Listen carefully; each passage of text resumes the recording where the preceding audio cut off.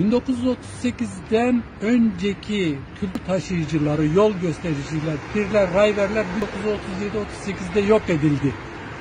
Ondan sonra geriye kalan insanlar kendi dillerini koruyamadılar. Ona sahip çıkamadılar. Kürt örgütleri Tunceli'nin tüm ilçelerine, Alevi Zazaların olduğu tüm bölgelere Kürt örgütçüleri gönderdi. O Kürt örgütçüleri Kırmancı kelimesini halk arasında yaydı. Kürdistan propagandasını yaptı. Bu şekilde Veli Uşeni İmam diye bilinen bir şair var. O şair tarafından şiirlerde Kırmancı kelimesi yer almaya başladı. Ama 1938 önceki şairlerden mesela Seykacı olsun, Seycan olsun hiçbir yere, hiçbir şiirinde, hiçbir dizesinde Kırmancı kelimesini kullanmazlar.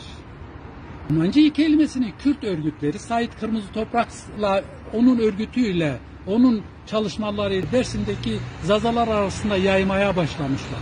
Bunun delilleri benim elimde var. Yaşlı kaynakların konuşmaları var elimde. Bizim köyde hatta Sait Kırmızı Toprak'ın kurulduğuna dair bilgi var elimde. Çünkü Sait Kırmızı Toprak bir gün orada 50'lerin sonunda olabilir bir konuşma yapmış. Köylüler arasında işte biz Kürdüz, Kürdistan'ız falan demiş. Bizim köylülerden birisi Sait Kırmızı Toprak'ı köyden kovmuş. Haşa biz Kürt değiliz şeklinde onu köyden kovmuş. Onun için yeni müzik yapan arkadaşlar, kitap yazan arkadaşlar bu konuda daha akıllı davransınlar.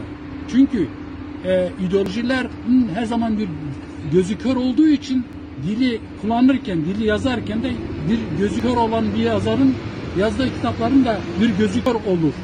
O bakımdan herkes kendisine göre, kendi kafasına göre bir kitap yazarsa, kendisine göre hava atarsa bu dil kurtulmaz. Dili kurtarmak istiyorsak ciddi olmamız lazım. Bu yeter, şimdi bir de Zazaca yap.